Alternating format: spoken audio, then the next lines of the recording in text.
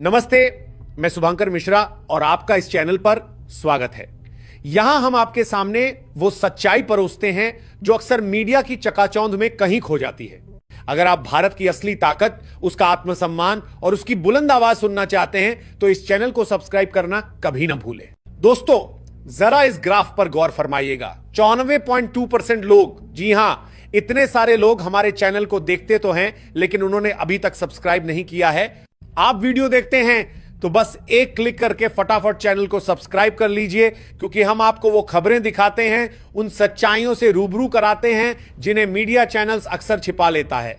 वो कहते हैं ना, अगर किसी को पलटवार करना हो या फिर यू टर्न लेना हो तो एक समय था जब सब अमेरिका से सीखते थे, लेकिन अब वक्त बदल गया है और सबको भारत से सीखना चाहिए। दरअसल जो काम भारत ने अभी किया है वह शायद भारत को और पहले कर लेना चाहिए था। असल में बात शुरू हुई हाल ही में डोनाल्ड ट्रंप की एक धमकी से।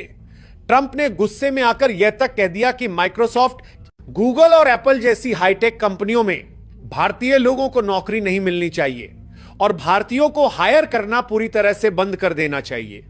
उनका सीधा मतलब था कि जो भारतीय लोग अपनी मेहनत से अमेरिका की अर्थव्यवस्था को ऊंचाइयों पर ले गए हैं, उन्हीं इंजीनियरों और कर्मचारियों को अमेरिकी कंपनियों से बाहर निकालने की तैयारी थी।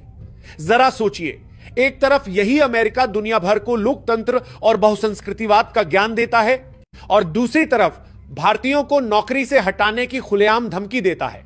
लेकिन असली झटका तो ट्रंप को तब लगा जब उनके इस बयान को 2 दिन भी नहीं बीते थे कि भारत ने डिजिटल टैक्स के नाम पर अमेरिका की इन्हीं बड़ी बड़ी कंपनियों पर कहर बरसा दिया। भारत ने इस डिजिटल टैक्स पर ऐसा यू टर्न लिया कि अमेरिकी संसद में बैठे ट्रंप या वहां के प्रतिनिधिमंडल सब यह सोचने पर मजबूर हो गए कि जिस तरकीब का इस्तेमाल अब तक पश्चिमी देश करते आए हैं वह भारत कैसे कर सकता है। यह कोई भावनात्मक प्रतिक्रिया नहीं थी, बल्कि भारत ने इतने शांत लेकिन सटीक तरीके से पलटवार किया कि खुद अमेरिकी संसद में बैठे नेताओं को समझ नहीं आया कि भारत ने यह कैसे कर दिया। अब पहली बार पश्चिमी देश यह सोचने पर मजबूर हैं कि यू टर्न तो हम लेते थे, यह भारत कब सीख गया? क्योंकि आज जो भारत कर रहा है पहले सिर्फ अमेरिका किया करता था।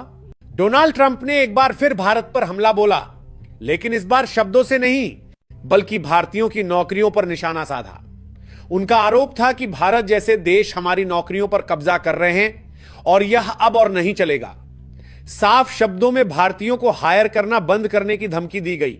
लेकिन इस बार भारत चुप नहीं बैठा, बल्कि उसने ऐसा कुछ किया जिसने अमेरिका की नींव हिला दी, क्योंकि भारत ने छोड़ा डिजिटल टैक्स का जवाबी तोप। आपको जानकर हैरानी होगी कि अमेरिका की सबसे बड़ी टेक कंपनियां जैसे गूगल, अमेजॉन, एप्पल, फेसबुक सिर्फ भारत से ही हर साल लगभग 1-200 लाख करोड़ रुपए यानी $15 बिलियन से ज्यादा का रेवेन्यू कमाती हैं। इनमें से गूगल से लगभग 400 करोड़ रुपए, अमेजॉन से 35,000 करोड़ रुपए और एप्पल से 1,000 करोड़ रुपए की कमाई होती है। मेटा, जो फेसबुक और इंस्टाग्राम का संचालन करती है, से भारत को हर साल 15,000 करोड़ रुपए की कमाई होती है। लेकिन आपको जानकर हैरानी होगी कि इनमें से ज्यादातर कंपनियां भारत में उतना टैक्स नहीं देती जितना उन्हें देना चाहिए। वे स्थायी कार्यालय न होने का बहाना बनाकर बच निकलती हैं। इसीलिए भारत ने 2020 में एक चाल चली और इक्वलाइजेशन लेवी या डिजिटल टैक्स नाम से एक नया टैक्स लागू किया। इसमें ऑनलाइन विज्ञापन सेवा देने वाली विदेशी कंपनियों पर 6% टैक्स लगाया गया और ई कॉमर्स ऑपरेटर्स पर 2% टैक्स लगाया गया, जो भारत में डिजिटल सामान या सेवाएं बेचते हैं। इसका मतलब था कि अब अगर कोई विदेशी कंपनी भारतीय उपभोक्ताओं से कमाई करती है तो उसे भारत सरकार को टैक्स देना ही पड़ेगा, चाहे वह कहीं से भी ऑपरेट करे। जब ट्रंप ने भारत पर टैरिफ लगाने का दबाव बनाया तो भारत ने भी एक रणनीतिक खेल खेला और कहा, कोई बात नहीं, हम इस टैरिफ को कम कर लेंगे। लेकिन अब जब अमेरिका की तरफ से दोबारा धमकी आ रही है, भारत सरकार ने अमेरिका के साथ चल रही टैक्स समझौतों की बातचीत रोक दी है। डिजिटल टैक्स की समीक्षा दोबारा शुरू कर दी गई है और यह संकेत दे दिया गया है कि अगर जरूरत पड़ी तो डिजिटल टैक्स को और कड़ा किया जाएगा, लेकिन इसे कम तो बिल्कुल नहीं किया जाएगा। अगर भारत ने डिजिटल टैक्स को 2% से बढ़ाकर 4% और 6% से 8% कर दिया तो इन अमेरिकी कंपनियों को अरबों का घाटा हो जाएगा, क्योंकि भारत दुनिया का सबसे बड़ा डिजिटल उपभोक्ता बाजार बन चुका है। हर दिन 70 करोड़ से ज्यादा लोग इंटरनेट इस्तेमाल करते हैं और आने वाले 5 सालों में यह आंकड़ा 100 करोड़ यूजर्स को पार कर जाएगा। गूगल और मेटा को सबसे ज्यादा एड रेवेन्यू भारत से मिल रहा है। अमेजॉन भारत में सबसे ज्यादा ग्राहक जोड़ रहा है और एप्पल ने अभी भारत में आईफोन असेंबली यूनिट लगाई है। अगर भारत टैक्स बढ़ा दे या नीतियां सख्त कर दे तो इन कंपनियों को अरबों का नुकसान होगा। जब ट्रंप ने भारत के इंजीनियरों और प्रोफेशनलों को बाहर निकालने की धमकी दी तो भारत ने सिर्फ एक बयान नहीं दिया, बल्कि एक मजबूत आर्थिक नीति से पलटवार कर दिया।